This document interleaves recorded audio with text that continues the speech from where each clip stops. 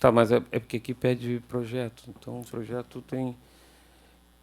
Bom, o projeto tem duas maneiras de apresentar. O projeto ele é simplesmente dividido em dois grupos, da construção civil e da parte metálica. No caso da construção civil, tem um reforço da fundação das torres principais, que são chamadas de pilones, o reforço dos maciços de ancoragem, é o que efetivamente seguram as barras de olhal.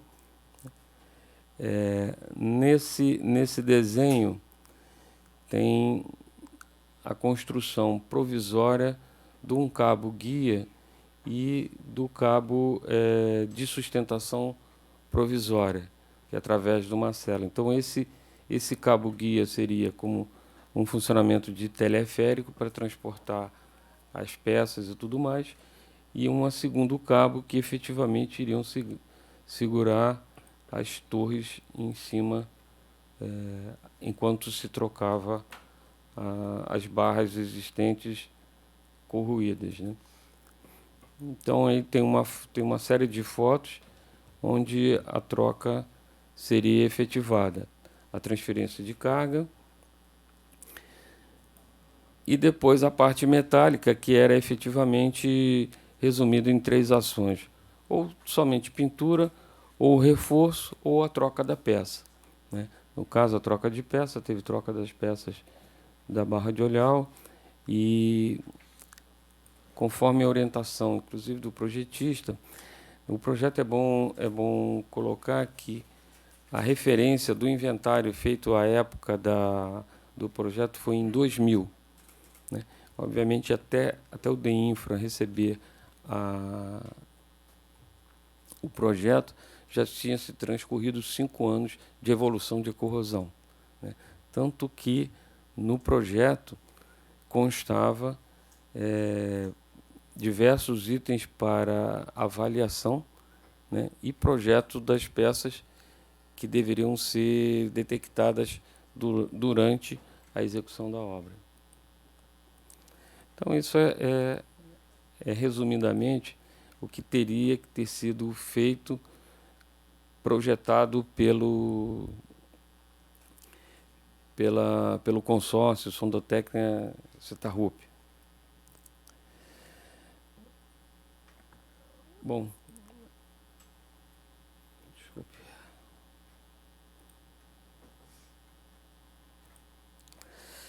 Daí foram levantados os problemas efetivamente ao governador, né, que a condição do DEINFRA inicial de começar a obra seria mais fácil dividindo as etapas, né? A primeira etapa, que seria continuar o que se estava fazendo, né, até então, que era só ações em relação às peças metálicas, que era a parte de pintura, a parte de troca de peças e a parte de substituição, que era uma ação que já se sabia, né, já se tinha conhecimento, só que com uma diferença, que dessa vez teria que ser efetivamente dinheiro para a execução da obra. Então foi definido, né, através de diversas reuniões, através de uma comissão montada especificamente para isso, contratar a execução da primeira etapa, contratar uma supervisão que nos desse apoio para a tomada de decisão da segunda fase e, efetivamente, a segunda fase. Foram levantadas essas dúvidas durante o processo de avaliação, né, se efetivamente se precisava recuperar a ponte Ercílio Luz, né, o risco real de acidente, né, se levantou muito naquela época que a própria obra poderia fazer a ponte ruir, né, a disponibilidade financeira, a obrigatoriedade de tombamento, essa obra como tombada pelos três, três esferas, né, municipal, estadual e federal, tinham diversas restrições, inclusive a ação de rebite, que é uma ação praticamente artesanal. Foi uma fase que atrapalhou, uma execução que atrapalha muito a execução da obra, né? E porque se precisava realmente recuperar a ponte, se tinha que se tomar uma decisão, né, se ela ia ajudar o trânsito, se ela ia incentivar o turismo, a, a importância de ser um monumento histórico, né, e como fazer, como licitar e contratar a recuperação da ponte, né, e a que custo, em que prazo. Então daí foi resolvido separar os dois, a obra em duas fases. A primeira, que seria a recuperação dos dois viadutos. Primeiro, que não iria requerer nenhuma alteração de solução de projeto, né? O procedimento técnico já era o que se fazia, né? A avaliação de quantitativos já existia no projeto, em que pese que ele observava a necessidade de avaliar um aumento de degradação, mas como a gente separou a segunda fase, a gente definiu que a gente não ia avaliar as quantidades na primeira etapa, porque se efetivamente faltassem quantidades, poderia ser feito num segundo momento. E aí a contratação da supervisão. E aí efetivamente fazer o processo da segunda etapa, que seria após a supervisão.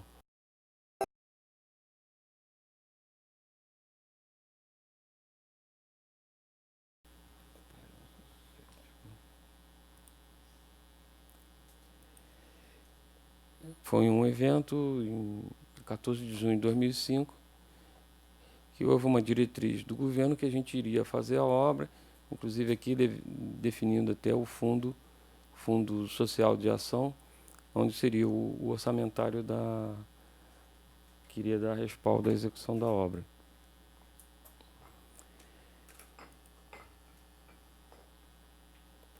Aqui é a aprovação do Tribunal de Contas do edital da primeira fase, né?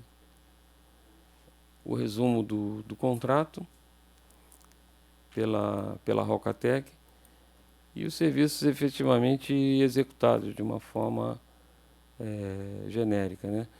Aqui uma condição de transporte, demolição do asfalto onde já ainda existia, a remoção de toda a estrutura metálica do antigo piso de asfalto e a recuperação das estruturas dos viadutos, que em alguns casos foram só reforços, como nessa foto aqui, só uma peça reforçando. Algumas peças, aqui o processo de cortar, o que era efetivamente feito.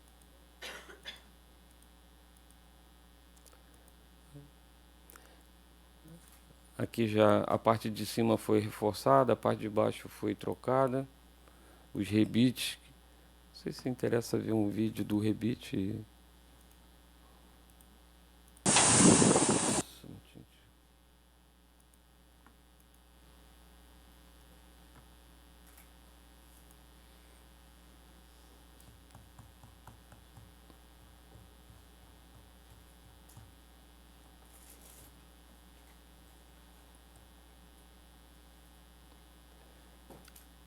E é parte de pintura, né? Então, algumas fotos do antes e do depois do que tratou a fase 1. Como é que as peças estavam, como é que elas ficaram.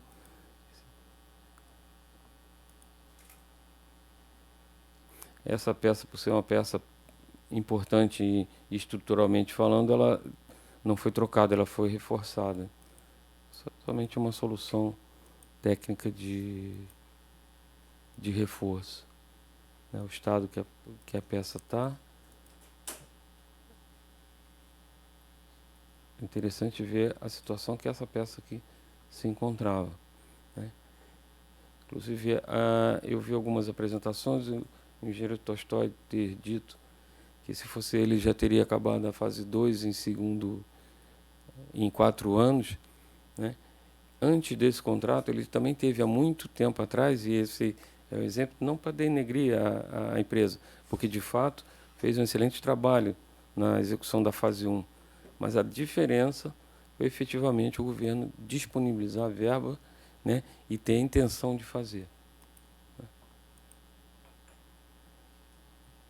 Em que pese não estava definido nenhum trabalho para a torre, nem para a base de apoio. O senhor tem 4 minutos ainda, eu peço só para que possa avançar para os outros itens também. Bom, então vamos para o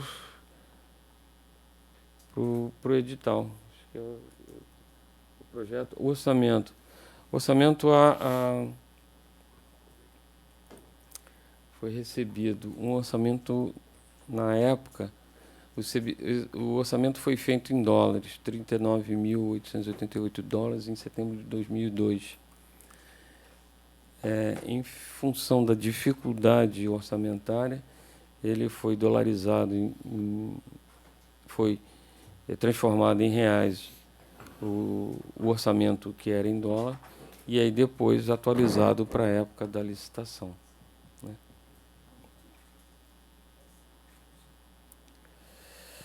Bom, licenças, edital da etapa 2.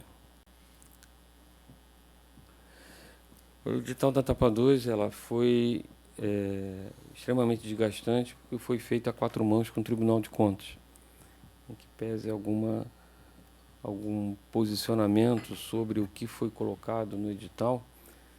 E esse edital, além de ter sido aprovado, ele foi executado juntamente, né, através de diversas reuniões, né. Eu, pessoalmente, tive mais de 10 vezes o Tribunal de Contas antes da elaboração do edital para discutir os pontos de relevância, né. O primeiro deles, e o mais importante, é técnica e preço para execução de obra, que não é usual, em que pese a lei permita o uso da técnica de preço para a obra quando o valor passa de 25 vezes o valor da tomada de preço.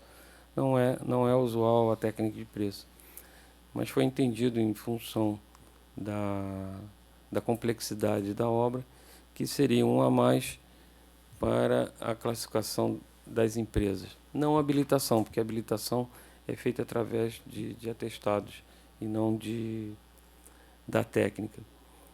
Esse edital foi publicado em outubro de 2007 e oficialmente foram retirados por 41 empresas nacionais e 4 empresas internacionais, né? A American Bridge, a Bridge Internacional, a Cleveland Bridge, que é inglesa, e a Faber-Maunsell, que eu não sei de onde é que ela é. Na época, é importante uma parte.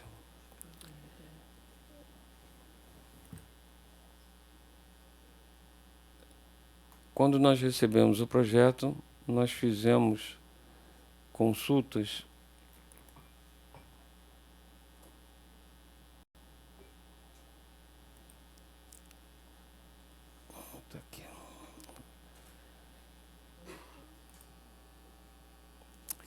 Falei que foi instituída uma comissão especial.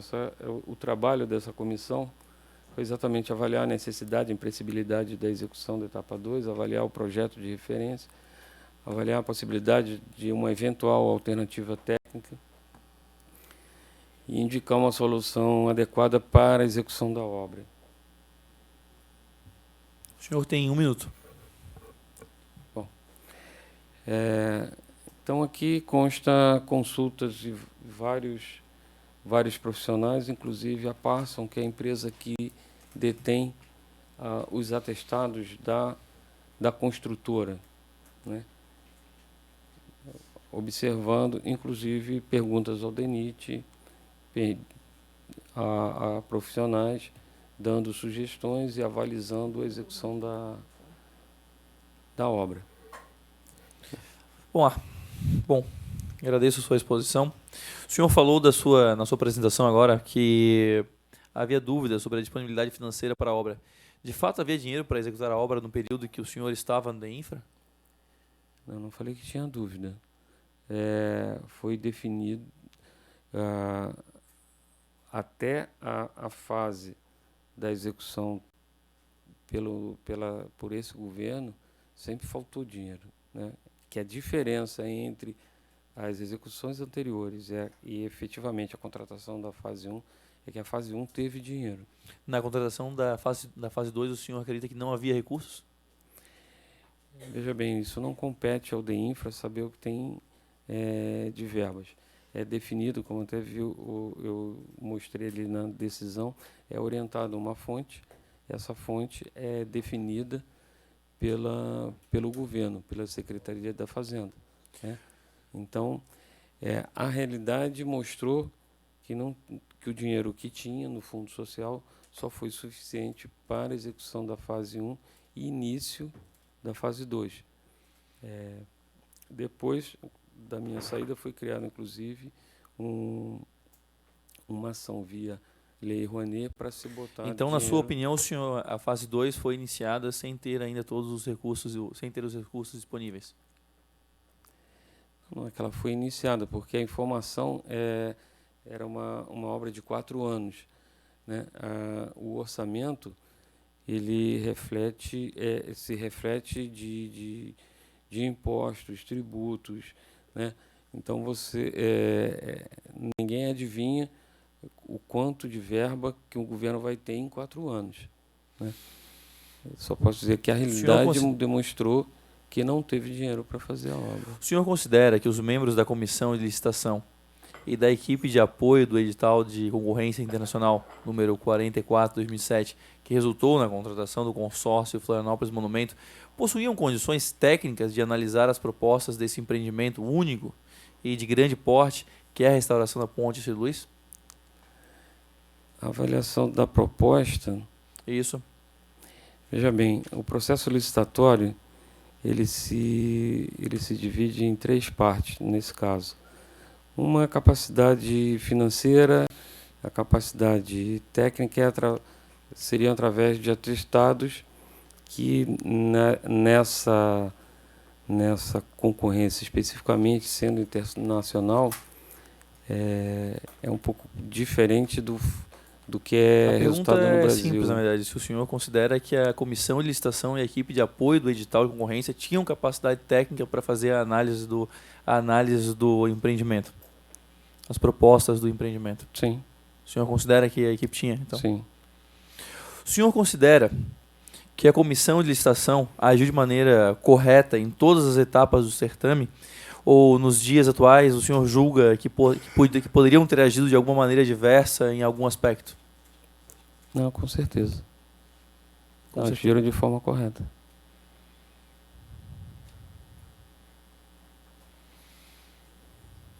Só peço um momento que a gente vai tirar a apresentação do senhor. E nós temos alguns itens para mostrar.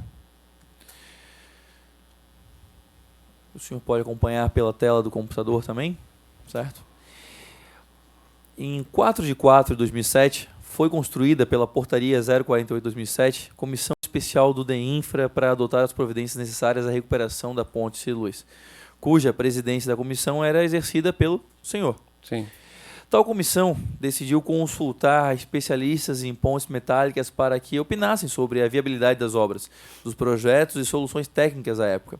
Foi perguntado, via ofício, aos consultores se eram conhecidas soluções técnicas alternativas, bem como se a implementação dessas eventuais soluções envolveriam a utilização de serviços comumente utilizados na construção civil pesada ou se haveria alguma especificidade relacionada à execução.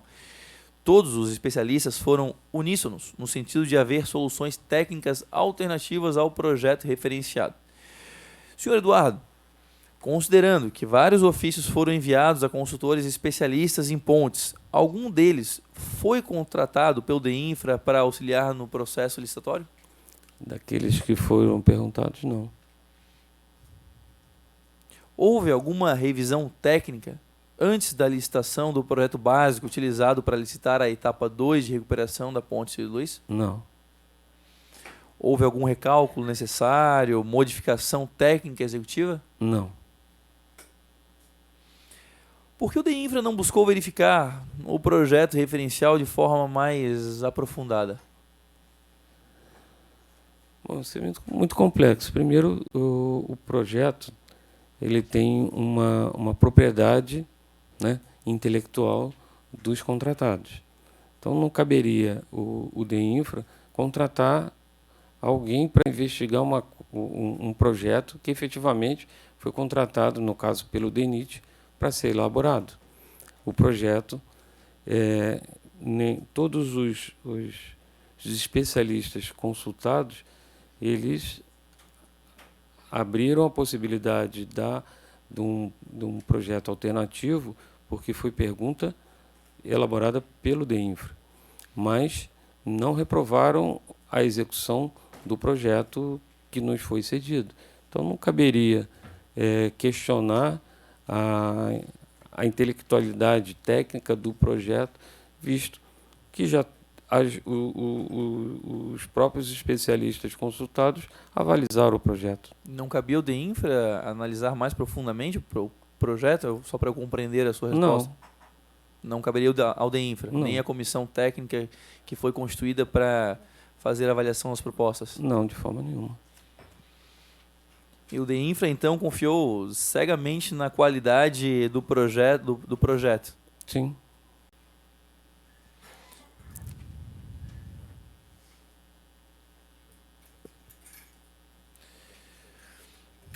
No slide, resposta ao questionamento do DEINFRA, enviado pelo consórcio projetista Sonotécnica Ingerop, há referência à necessidade de revisão do projeto, bem como das condições atuais da ponte, dado o lapso temporal entre a concepção do projeto e tentativa de licitação da obra.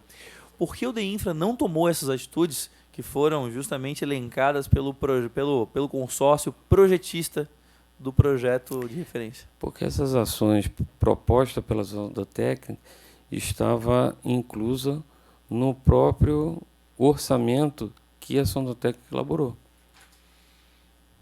Né? Dentro do escopo do projeto, orçamento, tinha a fase de investigação. No edital 040, só para que a gente fique com isso registrado, o senhor está me dizendo que isso era uma obrigação da empresa que se sagrasse vencedora do edital? Isso. Que não era obrigação do DEINFRA fazer essa verificação antes de fazer o edital? Isso. Não é arriscado o consórcio projetista afirmar que as condições do contorno podem ter mudado devido ao transcurso do tempo e o órgão ignorar esse alerta? Não, primeiro que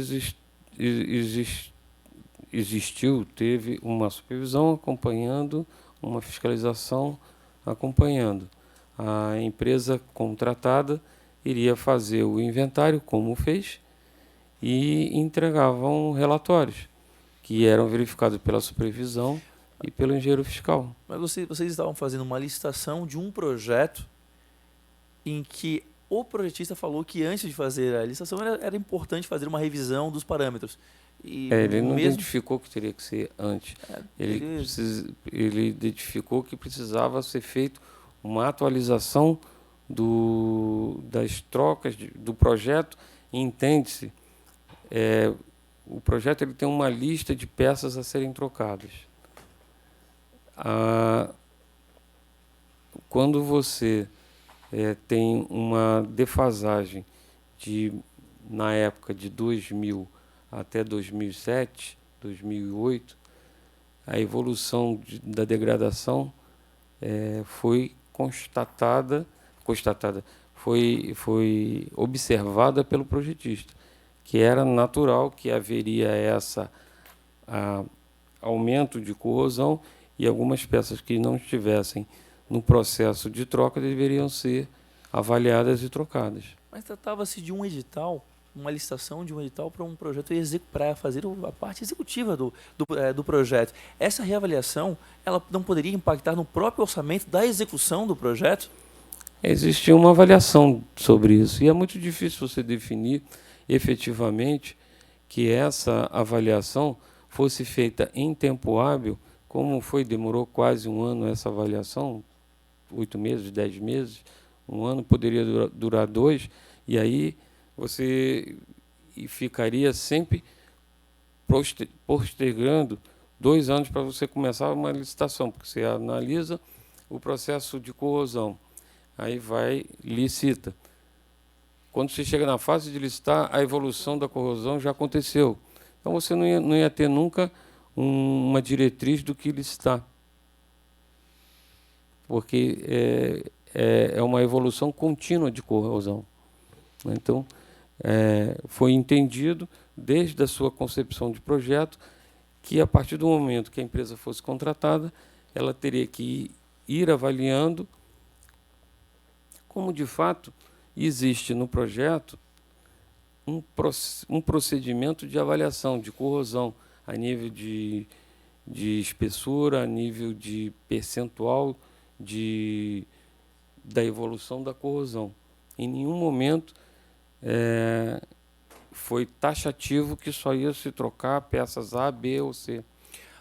As rótulas, elas estavam na lista, essas peças a serem trocadas? Não. Era comum a realização de licitação na sua época de projetos desatualizados ou que não sofriam revisão antes da licitação? A ponte é uma coisa muito especial no mundo, né? Você ter um padrão para fazer esse tipo de revisão no Brasil, talvez isso no mundo não tenha um edital perfeito para fazer a reforma da ponte Hercílio Luz. A ata de reunião de 11/4/2007 informa que o projeto de referência, que está no seu computador à sua frente, que o projeto de referência data de 2002. Já o edital 44/2007 afirma que foi concluído em 2004. O senhor saberia informar quando o projeto que serviu de base para o edital foi concluído? Bom, eu até passei uma outra informação que consta das respostas do projetista, que o inventário pela projetista foi feito em 2000. Efetivamente, o Estado recebeu em 2004. As fases de projeto, ele pode ter sido concluído em 2002, mas, por exemplo, essa informação que consta nas cartas das nossos questionamentos, diz que dentro do processo investigativo ele foi concluído em 2000. Em relação às alternativas de projeto, verifica-se também nas atas da comissão que o ônus de eventual solução técnica alternativa deveria ser transferido para o executor. Por que essa decisão foi tomada? Bom, como falei, a complexidade da ponte, existia, né, vamos dizer assim, um setor que poderia entender numa solução alternativa. Nesse caso, em vez de se fazer barras de olhais, que se fizesse por cabos. Essa proposta ela não foi efetivamente definida como intenção de se obter essa solução alternativa em função do tombamento da ponte, né? Então a ponte teria que ter barras de olhal. Então eu posso concluir por essa decisão que havia algum receio de que o projeto de referência não fosse execuível? Não se trata de receio, mas se almejar alguma coisa diferente. Poderia explicar melhor? Bom, a barra de olhal bom, para começar, a ponte Hercílio Luz é a única ponte no mundo que tem uma solução particular em barra de olhal, né? A barra de olhal é a parte, vamos dizer, é a corda que segura o varal, vamos dizer assim. No caso da ponte Hercílio Luz, a barra de olhal, ela num segmento pequeno, ela interliga com a treliça de rigidez. Isso é uma solução. Foram construídas 3 pontes desse tipo no mundo, pelo mesmo projetista. Uma caiu, a outra foi demolida e sobrou a ponte Hercílio Luz. Então, de fato, e a manutenção dessa solução é muito complicada, né? Mas não é não tem nenhum profissional no mundo que vai dizer que é uma solução que não deve ser mantida. Mas que existem, por exemplo, os cabos, né? Como tem hoje pontes estaiadas, eu comecei a mostrar algumas fotos de trocar barra de ilhau por cabo. É uma solução mais moderna, é uma solução de melhor manutenção. Então, não se trata de achar que a solução não era viável, mas sim de se saber que existiam soluções que poderiam melhorar a manutenção posterior da ponte em si. Então, se tinha consciência de opções mais adequadas, então. Sim. Então, por que esse edital levou esse projeto de referência licitou esse projeto de referência? O edital não licitou essa ponte de referência. O edital abriu a possibilidade da empresa... Com o ônus da proponente. Exatamente. Então, não se descartou o projeto, mas se abriu a possibilidade de uma nova alternativa. Por que o DEINFRA decidiu dividir a recuperação da ponte em duas fases? Por que não fazer em um único contrato? Bom, primeiro pela facilidade e pelo tempo, né? Entendeu-se naquela época que pegar aquele projeto que levanta várias dúvidas e que de fato levantaram inúmeras dúvidas, que a gente teve que consultar diversos especialistas, inclusive a Parson, que consta, não sei se vocês têm documento, mas na apresentação tem. Então, só o fato de ter perguntado, receber, fazer a tradução oficial, só demorou quase 6 meses. Então, entendeu-se que a fase 1, e efetivamente era uma fase simples de fazer e necessária por causa do acesso ao vão central, então se decidiu dividir. E na apresentação eu coloquei por que foi feito essa divisão. Mas não fica mais caro para a administração, uma vez que você tem que se pagar BDIs diferentes, você tem descontos diferentes, margens de orçamento diferentes? Não teria um certo ganho de escala se fosse tudo em uma fase só? Em um edital único? Não, por causa do valor. O valor da primeira fase é substancial. Haveria essa situação se você desmembrasse em ações pequenas. Aí, efetivamente, o custo administrativo, de fato, não iria ter economia de escala. Mas seria mais interessante, talvez, para as empresas internacionais participarem, não? Não. Um valor foi 170 milhões, se eu não me engano, e a outro 20 milhões. Não é representativo para uma empresa vir ou não vir ao Brasil fazer a obra. Senhor Eduardo, como foi elaborado o orçamento para a licitação de recuperação da ponte Luiz?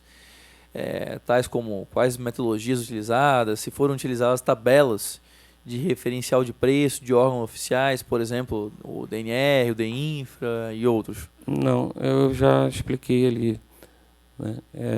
Nós pegamos o orçamento, ele nos foi cedido em dólar, transformado em moeda nacional em setembro, me lembro agora, 2002.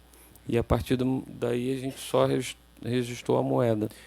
E o orçamento básico, ele previa, o senhor pode ver na sua tela, à sua frente, alguns itens tais como metodologia executiva de obras, estudo de transferência de carga e ajuste, projetos detalhados de obras, projetos de obras provisórias, estado da obra e programação de reabilitação. Também temos... São itens que... Ô Bruno, calma aí. Eu peço só para, quando tiver alguma coisa na tela, tu alertar. Aí o pessoal da televisão coloca na TV também para o pessoal que está nos assistindo. Pode ser assim? Perfeito. Quando, talvez, seja adequado suportar também mudar o slide, porque a gente vai botar o slide. Ok. Esses itens são itens para estudo e detalhamento de projetos executivos da obra, contratados com o consórcio Florianópolis Monumento, a um custo de aproximadamente R$ 22,5 milhões. Era normal incluir itens de projeto no orçamento de obras de reabilitação? Como eu falei, não é normal, né? Não é normal uma ponte igual a Ponte Sírio-Luz no mundo inteiro. Isso já veio incluso no projeto, né? São exatamente esses itens que se referem ao detalhamento da execução. Obviamente que não é normal, a ponte não é normal, nunca foi feito no Brasil uma coisa desse tipo. Pois então, esses estudos e detalhamentos não deveriam ter sido feitos antes da licitação da obra, não deveriam compor o projeto básico? Por que foram colocados no orçamento executivo? Bom, primeiro ele já veio com esse escopo. E como eu já falei aqui, eu acho que a situação ia ficar sempre redundante, né? Você ia fazer projeto e avaliar o estado, enquanto o estado de deterioração ia evoluindo. Quando você fosse licitar, você tinha o estado evoluído diferente daquilo que você já recentemente. Tanto é verdade que na afirmação da projetista, quando nos respondeu, eles terminaram a avaliação em 2000 e entregaram ao DENIT em 2004, 4 anos depois. Se eu contratasse, se o DENIFRA contratasse um novo levantamento, que ia demorar 2 anos, depois entregar o relatório disso, mais 2 anos depois, quem fosse licitar, quem fosse executar, já estaria defasado de novo. Quer dizer, ia acontecer isso e a obra não ia sair nunca. Mas então isso nos leva a um problema, porque como é que foi composto o orçamento básico da obra se aparentemente não se possuíam todos os estudos necessários? Bom, a partir do momento que se tem uma avaliação estimada de... Porque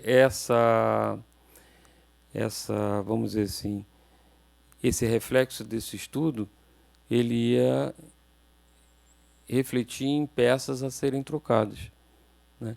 Obviamente, o projeto ele não detalhava peças, ele avaliava a quantidade de peças a serem trocadas em toneladas, quilos, eu não me lembro aqui agora.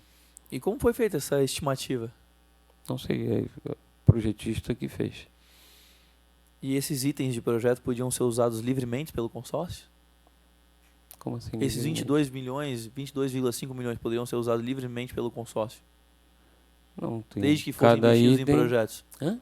Desde que fossem investidos nas rúbricas destinadas, poderiam ser usados livremente pelo consórcio. Não, livremente não. Cada item tem uma diretriz de escopo a ser atendida, né?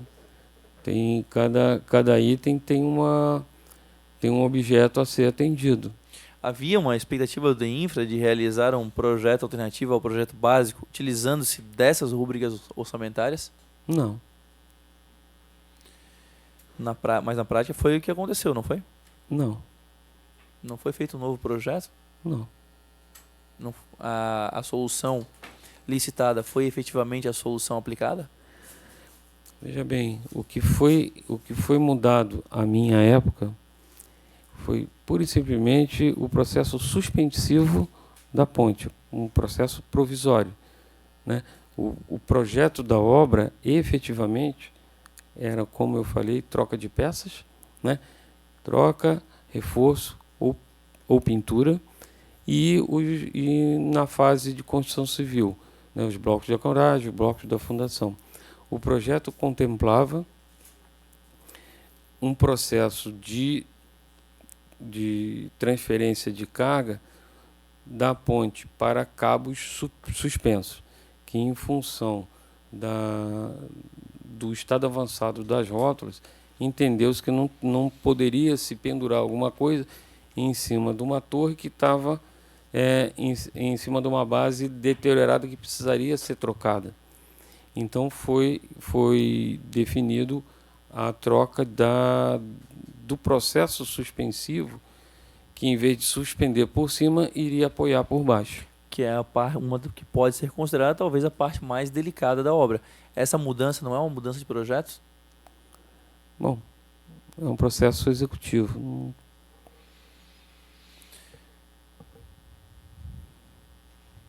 O edital previa a possibilidade de apresentar solução técnica alternativa. Isso. Nós vamos projetar algo aqui, se puderem pôr também na televisão.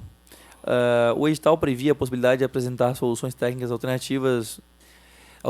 No item 3.6 do termo de referência, tem-se que o detalhamento do projeto ficaria a cargo do executor, sem ônus ao erário. Senhor Eduardo, se o detalhamento do projeto executivo, no caso de solução técnica alternativa, era por conta do executor, sem ônus para a administração, por que no caso do projeto original da licitação, esse custo foi transferido ao erário, visto que o orçamento previa itens como detalhamento de projetos? Bom, o edital ele foi concebido em cima do projeto, né? O projeto não contemplava a alteração do processo suspensivo em função de uma descoberta do estado avançado da rótula que não era previsto em projeto. Então, quando se lançou o edital, a opção de projeto alternativo era trocar, inclusive, não me lembro agora, mas tinha uma observação aonde que poderia ser trocado essa solução. E uma delas, efetivamente, era Barra de Olhal por Cabos. Então, o que se contemplava era isso. A situação da rótula foi uma coisa que aconteceu depois e não era previsto em projeto. Isso não parece uma vantagem para quem utilizasse o projeto original? Se eu optar por utilizar o projeto original, eu quiser fazer alguma alteração no futuro, eu teria 22,5 milhões de reais para fazer essas alternativas. Já se eu fosse concorrer na licitação e visse que aquele projeto não era o mais adequado e apresentasse uma solução alternativa, eu teria que arcar com o custo desse projeto. Não parece já uma vantagem muito grande para a utilização do projeto original? Bom, primeiro isso foi... São duas linhas de raciocínio diferentes. Bom, primeiro, o projeto era para qualquer um. Então, quem quisesse seguir uma linha, seguia. Quem queria Mas teria que pagar por isso. Oi? Teria que arcar com o ônus. Já se quisesse seguir a linha do projeto do projeto do edital, teria 22 milhões e meio para fazer alguma alteração. Veja bem, esse custo de 22 milhões, ele, primeiro, ou praticamente todas as duas opções teriam que arcar com esse custo, com esse trabalho. Uma coisa não paga a outra, né? Se você pode passar aquele slide de novo? Que Qual tem slide? os itens. Está aí os itens. Eu não consigo ler. Pode estar na sua tela, na sua frente. Também não. Mas, por exemplo, a transferência de carga. A transferência de carga tem que fazer o projeto A, B ou C, qualquer tipo de carga. As alterações, avaliação das peças, né? A avaliação de peça tem que fazer em função da barra de olhar. Eu acho que o deputado está confundindo a barra de olhar com a avaliação da ponte em si, que é efetivamente o objeto desses itens no contrato. A mudança do projeto não se utilizou desses exatos mesmos recursos para ser feita essa mudança no projeto? Eu não saberia te informar, mas não teria aí nesses itens nenhum item para remunerar essa alteração. Porque essas alterações, como eu falei, elas são para estudo da ponte. Isso não desmotivou a participação de empresas internacionais a apresentarem projetos alternativos? Não entendi a pergunta. Se utilizassem o projeto original, vou repetir, o projeto original licitado, teria-se ali as rúbricas de 22 milhões e meio para utilização para mudança e outras para mudanças no projeto. Se eu não utilizasse, quisesse apresentar uma proposta esse item não é para mudança de projeto. Mas foi utilizado no apagar das luzes, ele foi utilizado para projetos. E o projeto original licitado não foi, a transferência de carga não foi utilizada, no modelo proposto pelos senhores à época, e foi feita a alternativa, a mudança no projeto. Mas a transferência de carga é igual para os dois sentidos. Não, mas um modelo utilizou a parte de elevação superior e outro o que foi utilizado atualmente, que é a sustentação por baixo. Sim, mas o problema da transferência de carga é igual. Esse era o projeto original? Fazer o que foi feito era o projeto original? Veja bem, você está confundindo o processo executivo provisório com o projeto da obra. Mas, por exemplo, a suspensão, a transferência de carga, independente de ser apoiada ou suspensa, ela iria existir da mesma maneira. Então, se fosse utilizado essas rúbricas a fim de alterar o projeto, então seria um erro, então? Acredito que sim. Até porque, mas veja bem, já tá contemplado isso na avaliação da estrutura. Seria ônus da empresa da mesma maneira. Okay. O faturamento, a prestação, vamos dizer assim, a liquidação e a prestação de serviço para atendimento desses itens não tem nada a ver com a troca de suspensivo para apoiado. Nós iremos novamente apresentar mais um slide, então se a TV puder mostrar. Segundo o item 6.1.3 do edital 44/2007, os critérios para a qualificação técnica da empresa foram: reforço ou recuperação de ponte suspensa em estrutura metálica rebitada com um vão livre mínimo de 235 metros. 2. Fornecimento e substituição de no mínimo 7 toneladas de rebites em ponte metálica rebitada. E 3. A declaração de que a empresa licitante ou terceiro de que a mesma detém experiência em execução de transferência de carga entre cabos de sustentação de ponte pêncil metálica, respeitando o vão mínimo, claro, de 235 metros. O senhor poderia explicar como foram definidos esses critérios? Os critérios... Esses 3 critérios. Foi entendido que eram os critérios mais relevantes para definir que a empresa possa atender e conseguir executar a obra. E as medidas, como é que chegaram a essas medidas? De 7 toneladas de rebites em ponte metálica? Eu acredito que seja pela... 235 metros? Porque 50% do tamanho do vão, eu acho, né? Era 400 metros o tamanho, o vão. E os rebites? Talvez seja 50% da quantidade, não me lembro.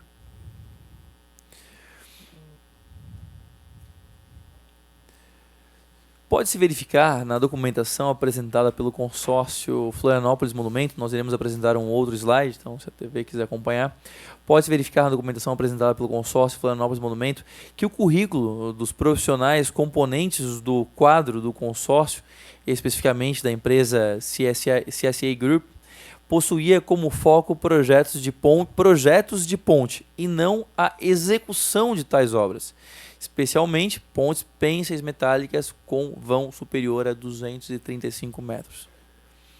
Porque o consórcio Florianópolis Monumento foi habilitado nessa licitação, cujo objeto era a execução da reforma da ponte e não a mera realização do projeto, como era a experiência dos profissionais da CSA. Bom, em que pese eu não participar dessa fase do processo, eu entendo que no exterior as regras e as nomenclaturas sobre atestados são completamente diferentes no Brasil. Aqui você precisa ter um atestado registrado no CREA com o texto exatamente igual, quando que lá fora as empresas efetivamente fazem o que está começando a ser feito no Brasil, uma união de forças entre a gestão e a execução. Então, efetivamente, quem executa é um nível segundo, terceiro da obra. Quem é o responsável pela obra faz a gestão, projeto e não se obtém declarações. A empresa... Mas isso não estava previsto no edital, estava?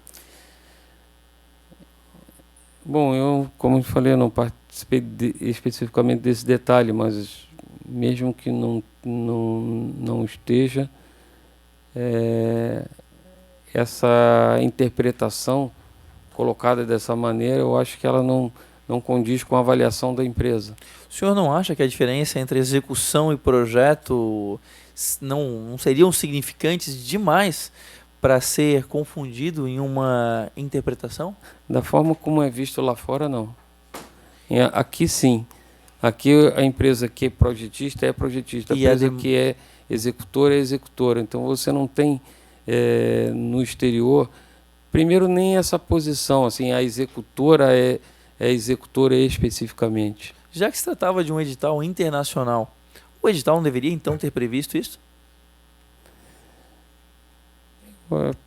Pode ser, mas acho que não era relevante ali. A diferença entre projetista e projeto e execução não é relevante? Não foi isso que eu falei. Essa alteração, porque são dois critérios muito diferentes, né, do que se trata lá fora e do que se trata aqui, né? Aqui, por exemplo, você tem que ter RT, você tem que ter atestados, né? Você tem que ter responsabilidade técnica, né? Lá fora a coisa é tratada diferente. A obra pública, né? A troca de serviços, a alteração de projeto, aqui é muito mais detalhada, muito mais fiscalizada do que lá fora, né? A gente ainda trabalha no Brasil por preço unitário. Então, para que nós possamos registrar e entender isso, então o senhor nos diz que lá fora quem projeta tem capacidade técnica para executar também? Não necessariamente, mas isso não tem essa divisão que a empresa não... Então, se não necessariamente, como nós vamos saber se esses profissionais saberiam executar além de projetar? Porque dentro dos atestados tem gerenciamento de execução. Na verdade, nós mostramos os currículos. Os currículos estão falando sobre projeto. Eles mostraram, comprovaram experiência técnica em projetos.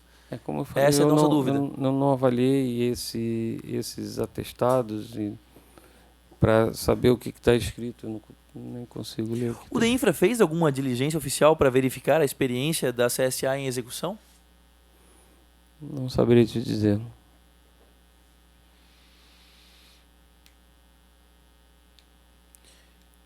Senhor Eduardo, eu vou citar vários documentos agora e ao final eu farei algumas perguntas relacionadas a esses documentos, ok? Sim. Carteira de trabalho e currículo do engenheiro civil Reinaldo Damasceno da Silva. Currículo do engenheiro Khaled Muhammad.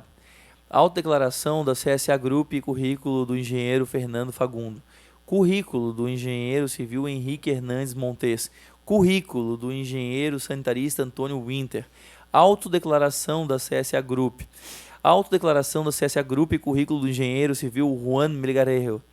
Currículo do técnico em edificações Crescêncio Mato dos Santos. Currículo do técnico em agrimensura Alexandro da Silva. Autodeclaração da empresa Aman Whitney.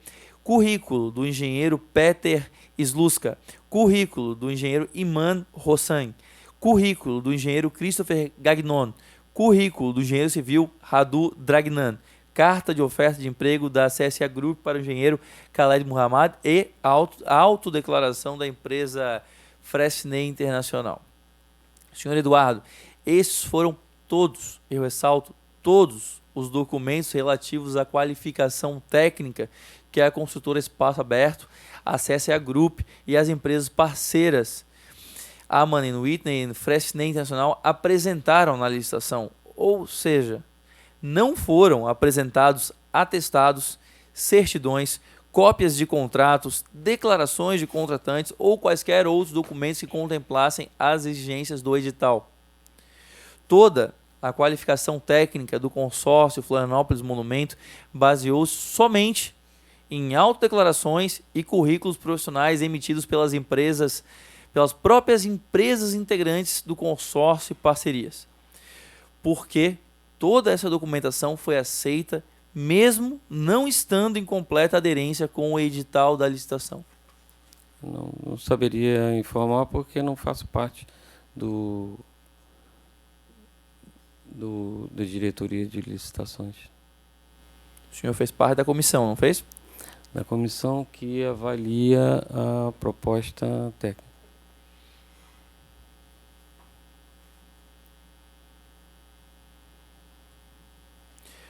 O senhor assinou o edital. Sim. O senhor esperava que esses documentos fossem aceitos? Autodeclarações e currículos como provas de qualificação?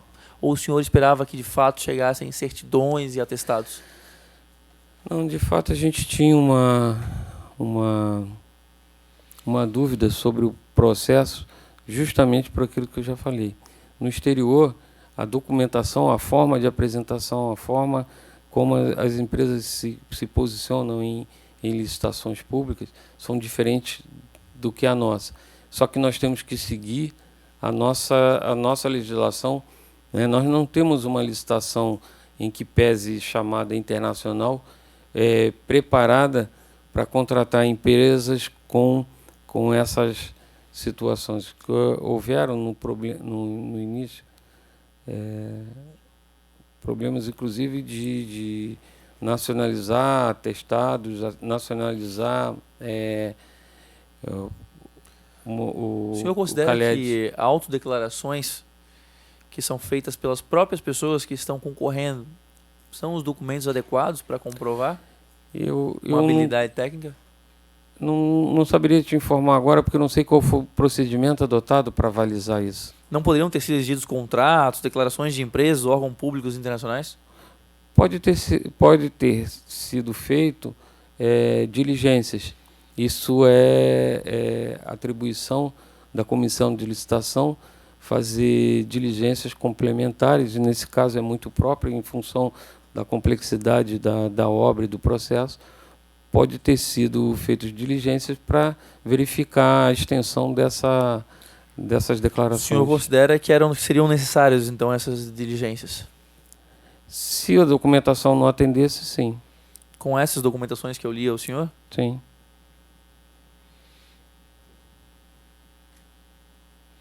Senhor Eduardo, o DEINFRA ao menos realizou alguma... O senhor sabe se o DEINFRA realizou pelo menos alguma diligência para ao menos confirmar a veracidade dos documentos? Não sei informar.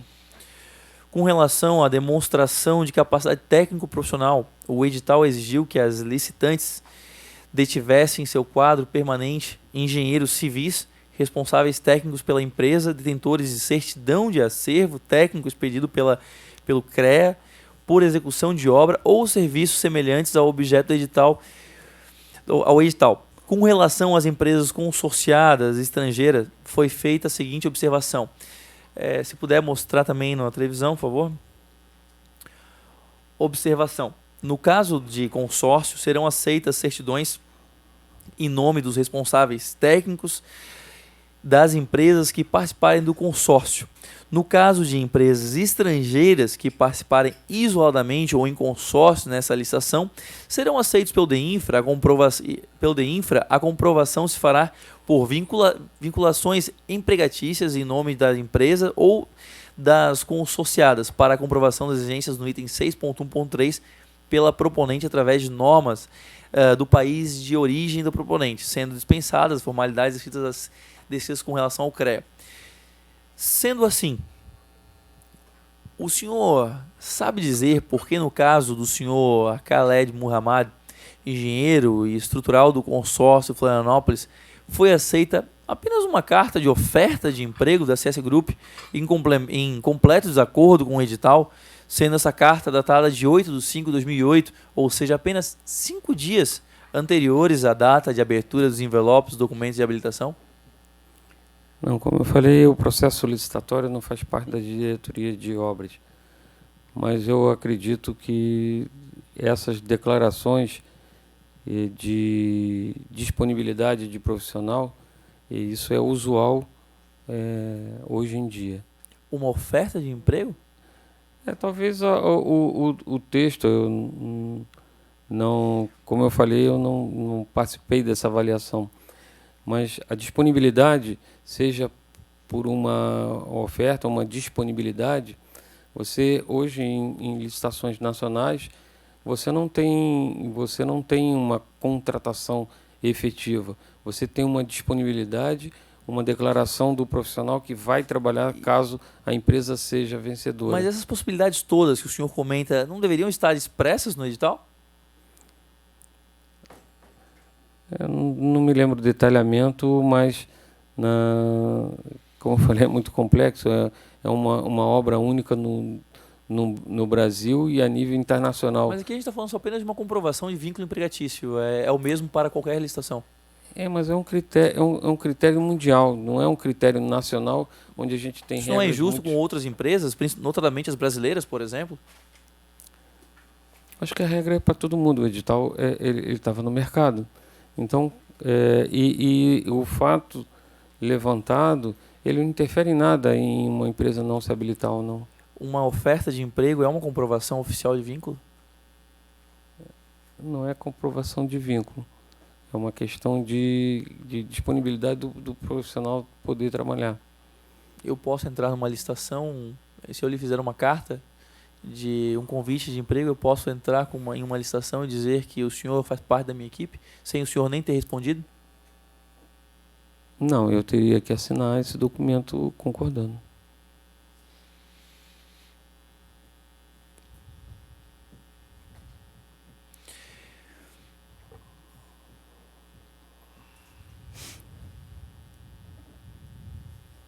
Senhor Eduardo, em relação aos critérios de julgamento, não é contraditório utilizar o tipo técnica e preço e exigir o atendimento de apenas 50% da pontuação da técnica para classificar uma proposta?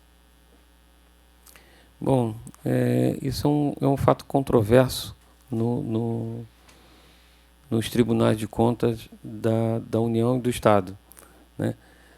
Obviamente, eu preciso explicar um pouco mais onde isso interfere. Quando o processo licitatório chega a esse nível, as empresas que já estão habilitadas, né? E aí só falta dizer quem é que vai ganhar entre as habilitadas. Num fato mais simples, é só quem desse o menor preço, né? Quem dá o menor preço vence. Quando você incorpora nessa classificação, não é mais habilitação, é uma classificação.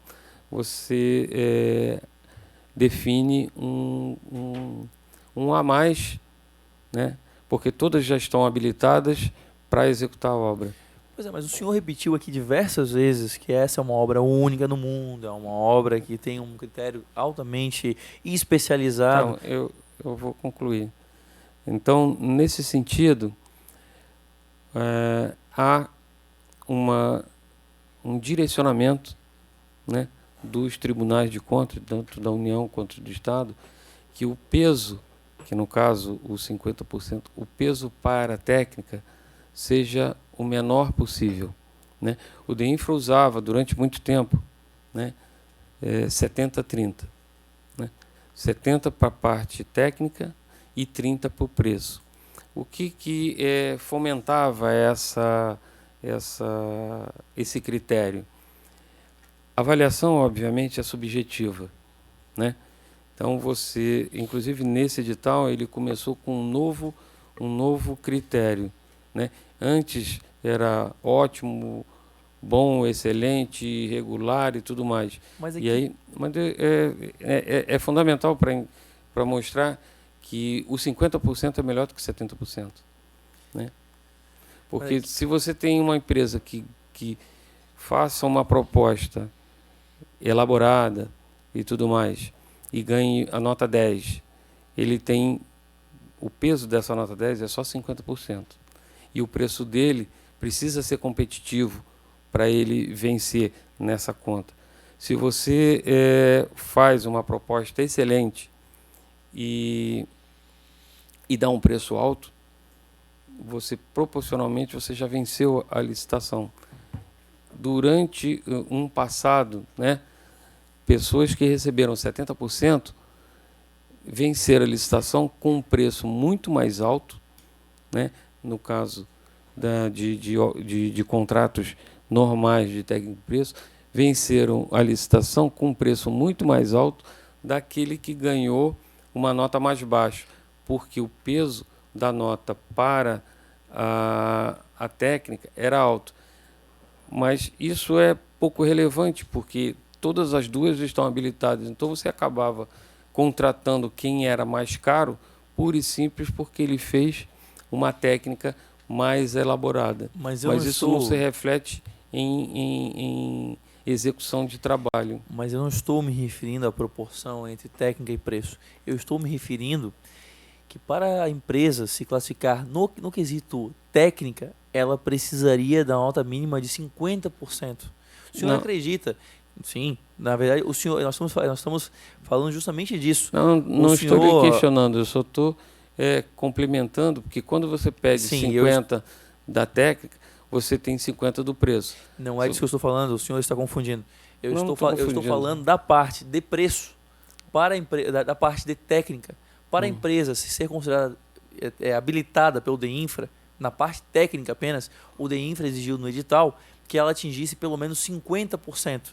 O senhor considera que cumprir com 50% da parte da comprovação técnica é suficiente para comprovar a capacidade técnica de realizar uma obra? Mas o critério não é esse. São as notas atribuídas no edital? A interpretação está errada. Os 50%, você vai tirar a nota 10, vamos dizer assim, me permita a correção.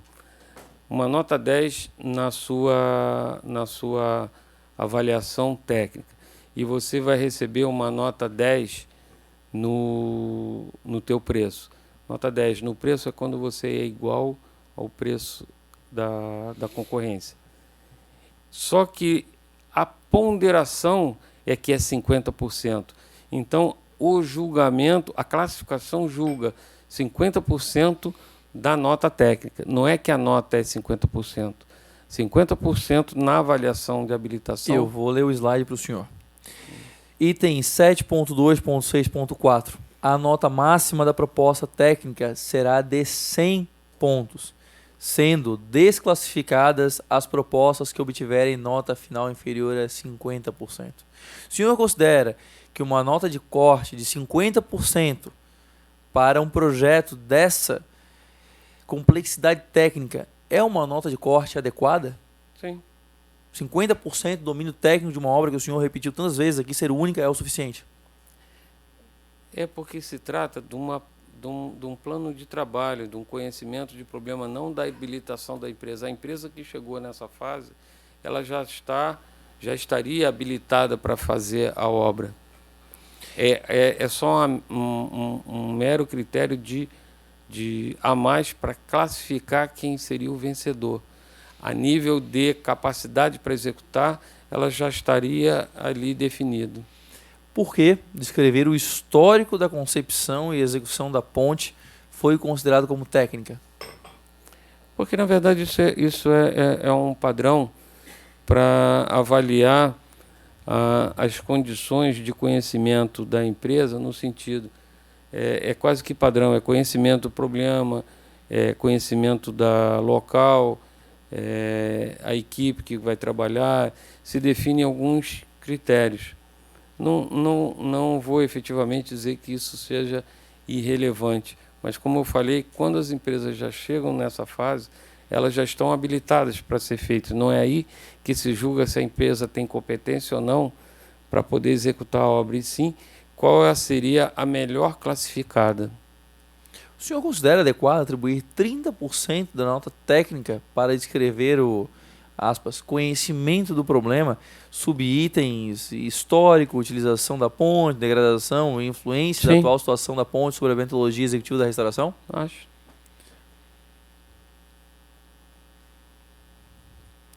O senhor considera que o grau de complexidade, nós vamos mostrar um slide agora, né, para a técnica acompanhar. O senhor considera que o grau de complexidade técnica do sistema portante e de transferência de cargas tem a mesma complexidade técnica do conhecimento do problema, que envolvia histórico da ponte, utilização da ponte, itens, aliás, de fácil acesso à internet? Nós encontramos as respostas usando o Google, ou seja, 30% da nota Repetindo, o senhor considera que o grau de complexidade técnica do sistema portante de transferência de cargas tem a mesma complexidade técnica do conhecimento do problema, que são itens que nós encontramos na internet, ou seja, 30% da nota total? Na verdade, se for procurar na internet, todos os itens estão lá. Eu considero normal isso, essa avaliação. Porque, como eu falei, não é isso que vai definir quem é que vai fazer a obra, não. O item... mais um detalhe a mais, mas esse item não era fundamental? Para quê? Para habilitar a empresa? Não, a empresa já estava habilitada quando chega nessa fase. Para a execução do projeto? Sim. Era fundamental? Veja bem, o deputado está misturando duas ideias. Uma coisa é você definir a classificação. Isso é um mero procedimento de se avaliar, tirar um pouco do peso só do preço para quem demonstrou um pouco mais de conhecimento. Né? Então, não eu volto a dizer, é relevante todo esse conhecimento, mas o peso é dado em função de critérios práticos. Esse procedimento de transferência de carga, ele não é tão especial que foi admitida até empresa parceira para fazê-la? O senhor parece dar menos relevância, eu gostaria de entender um pouco mais isso, porque foi até admitido empresa parceira para se realizar, de tão complexo que a impressão que se passa que era. Sim, é relevante, claro. Mas tinha o mesmo peso do histórico, né? O item 7.2, nós vamos projetar um outro slide, 7.2.6.3 do edital número 44, estabelecia a pontuação para cada um dos requisitos técnicos da seguinte maneira: A, errôneo, pontuação 0. B, insuficiente, igual a 40% da pontuação. E C, completo, 100% da pontuação. O senhor poderia explicar a metodologia de graduação, de gradação da pontuação? Bom, como eu falei no passado, essa forma foi mudada antes e em vários órgãos, inclusive federais, essa abrangência era muito maior. Era ótimo, muito bom, regular, mais ou menos, e se distribuía de 100 a 0 de forma proporcional, vamos dizer assim, sem muito critério. Entendeu-se que iria se fazer só três classificações, estando bom, e para ser bom teria um critério, e aí não teria mais o bom, o ótimo, mais ou menos, o excelente, e o que tivesse insuficiente seria abaixo de 50%. Foi só um critério implantado na época. Seria mais adequado estabelecer apenas o critério atendeu, não atendeu? Poderia ser, mas não, na época, vamos dizer, para quem tinha 5 ou 6 critérios, passar para efetivamente 2 ou 3, como queira entender, né? O errado, o insuficiente e o bom. Nós vamos projetar um outro slide agora, o senhor pode acompanhar na sua tela. Quais os elementos levados em consideração para atribuir 100% da nota para a influência da atual situação da ponte sobre a metodologia executiva da restauração? Não entendi a pergunta. Qual o critério? Quais os elementos levados em consideração para atribuir 100% da nota para, aspas, a influência da atual situação da ponte sobre metodologia executiva da restauração? Bom, o critério estava escrito no outro slide, para definir se era... É que a lista só ok, nós queríamos entender quais foram os elementos que justificam esse 100% da nota. Não saberia informar agora, não lembro disso. Pode ser que no processo de avaliação da pontuação tenha alguma coisa escrita, mas hoje não me lembro. É que todos os outros têm justificativas. Entretanto, exceto os de 100%. Não saberia te dizer, não me lembro agora. O senhor considera adequado preencher o campo justificativa com ok? Se ele atendeu e teve uma memória que orientou isso, sim. Talvez os outros eu não estou vendo qual é o percentual. Fale no microfone para a taquigrafia. É porque eu estou tentando ler, não consigo aqui na minha tela. Os outros dois estão com o mesmo 100%? É que isso não dificulta ou até mesmo restringe o direito recursal de outras eventuais empresas listantes? Pode ser.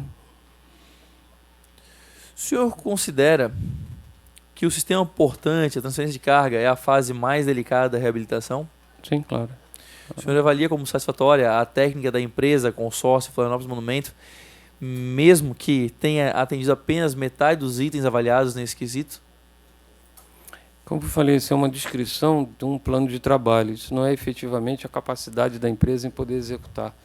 Então, eu acho que uma coisa não tem nada a ver com a outra. Essas foram as... faz parte do documento de habilitação, justamente na parte de sistema portante de transferência de carga. O consórcio Florianópolis Monumento teve notas 0 para sistema e sequenciamento de operações e macaqueamento, software empregado, cálculo e controle de tensões, dispositivos auxiliares de montagens, celas metálicas e teleféricos. O senhor acredita que foi adequado a seleção, a técnica da empresa foi adequada? Veja bem, a seleção da empresa ela não se dá por esse preenchimento. Esse preenchimento ele atua na parte classificatória. A habilitação da empresa é na fase de habilitação, documentação. Isso isso aqui representa que a empresa não descreveu o processo de forma correta, tanto que teve 0. Mas isso não significa que a empresa não tinha competência, só porque ela não descreveu. Vamos projetar mais um slide. Com relação às justificativas de avaliação e as notas atribuídas, o senhor poderia explicar por que foi atribuída a mesma nota, 40%, para os itens elevadores e os itens de dimensionamento da obra? Haja visto que na primeira situação o item não foi detalhado e na segunda ele simplesmente não foi fornecido, ou seja, é inexistente. Esse tipo de informação eu não consigo ter agora porque eu não tenho um memorial de cálculo que chegou a essa conclusão. Lhe parece adequado atribuir a mesma nota para quem entrega pela metade, para quem não entrega nada? Mas eu não estou... ali não está escrito que não entregou nada. É o que está no campo da justificativa. Tá, mas ele entregou alguma coisa, tanto que foi avaliado em 40% e tem informação... Por isso que nós estamos lhe perguntando, porque a justificativa, eu vou ler para o senhor.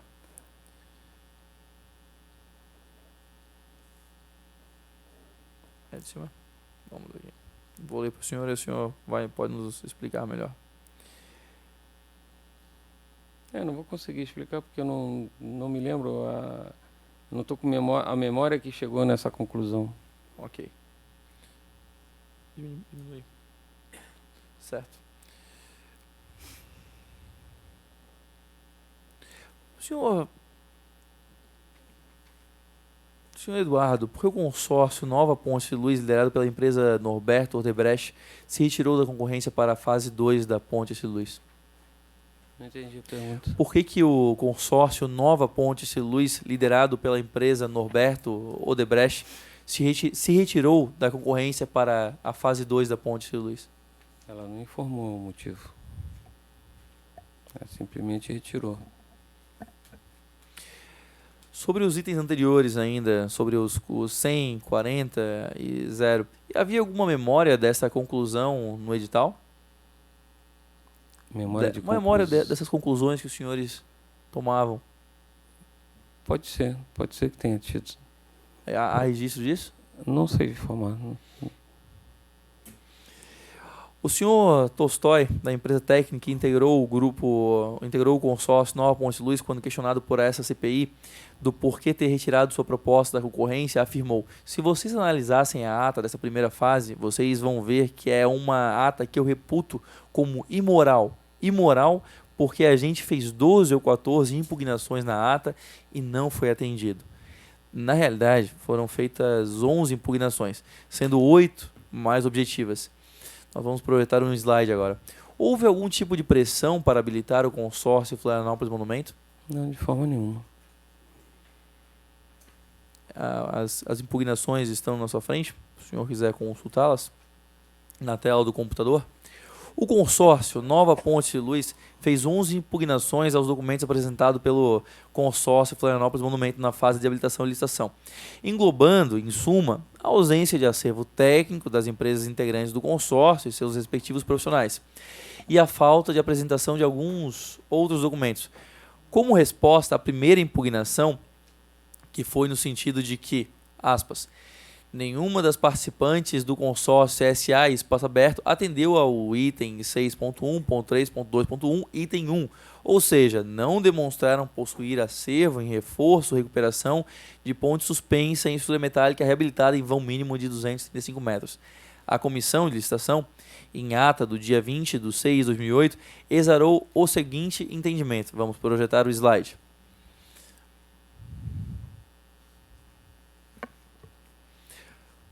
Quanto à primeira consignação, a comissão e a equipe de apoio consideram-na improcedente, tendo em vista que a pergunta e resposta número 2, encaminhada ao licitante em 11/2/2008, onde diz: os subitens 1, 2 e 3 referidos por Vossa Senhoria são subitens do item 6.1.3.2.1 do edital em questão e, portanto, vale por extensão. E a afirmativa expressa de que será aceita a comprovação de cada uma das exigências, subitens 1, 2 e 3, em um único atestado, e também vale o somatório, e aí eu faço um destaque, e vale o somatório da experiência dos consorciados, e ainda mais vale nota aplicável a empresas estrangeiras. Com relação às impugnações seguintes, a comissão de licitação respondeu da seguinte maneira, como está projetado no slide. Senhor Eduardo, as impugnações, elas não deveriam responder de maneira fundamentada, ou seja, indicando em que páginas os documentos considerados como aceitáveis se encontravam? Na verdade, eu não faço parte da comissão, nem trabalhei nesse setor, mas essas respostas são fundamentadas em vários estudos, diligências, e esse é só um resumo da decisão, né? Não era usual na época de infra fazer todas as explicações, e às vezes mais de forma resumida, mas não saberia explicar.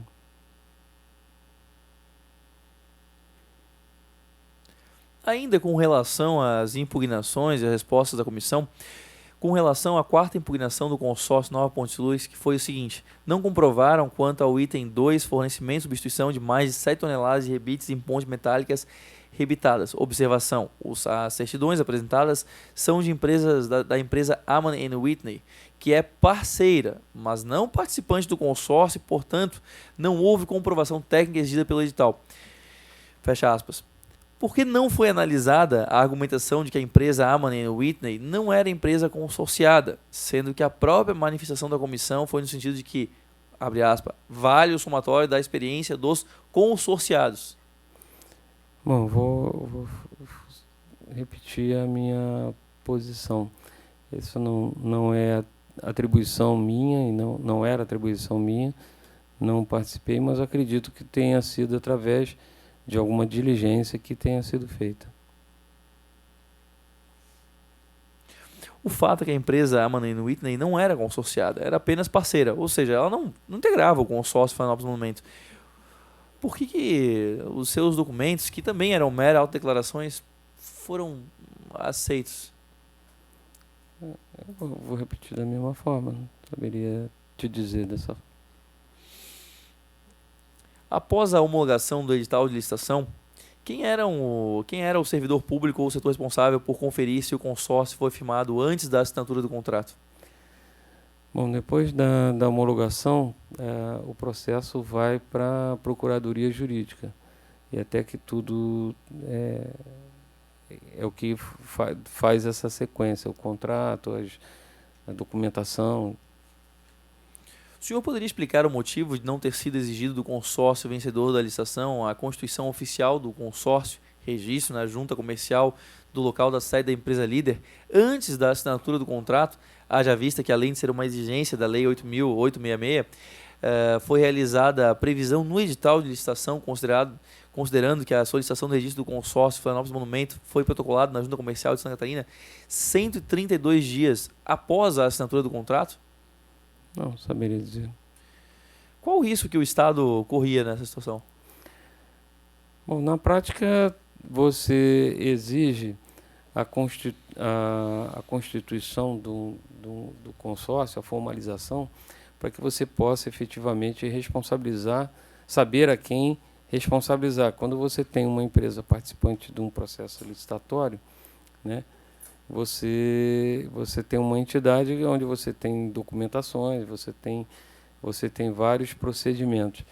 Nesse caso, apesar de eu não ter participado, 132 dias é um período pequeno para uma obra de 4 anos. Você não teve uma evolução de obra ou a eventualidade de ocorrência de problemas que possa ter gerado dano, né? Ou como se perguntou, qual seria o problema efetivamente disso. Era usual assinar contrato sem a formalização da constituição do consórcio? Primeiro, é um departamento jurídico que fazia isso, mas não acredito que seja usual. Acho que deva ter alguma particularidade em função da empresa ser estrangeira, alguma coisa assim. Era o departamento jurídico que deveria exigir essa comprovação de constituição do consórcio? Sim. Senhor Eduardo, o senhor possuía algum vínculo empregatício com o consórcio ou com a empresa Espaço Aberto? Se eu possuo? O senhor possuía? Não.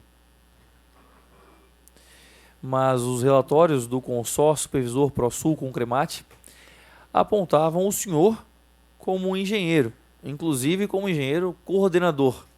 O relatório estava equivocado? Não. Mas não era a minha empresa, era eu. Você perguntou da minha empresa, né? Não. O senhor possuía algum vínculo empregatício com o consórcio ou com a empresa Espaço Aberto? Eu tive com a Espaço Aberto, sim, com o consórcio, não. O senhor tinha vínculo empregatício com a empresa Espaço Aberto? Não, veja bem, eu tive um contrato com eles, não era um vínculo empregatício. Não era um vínculo empregatício? Não.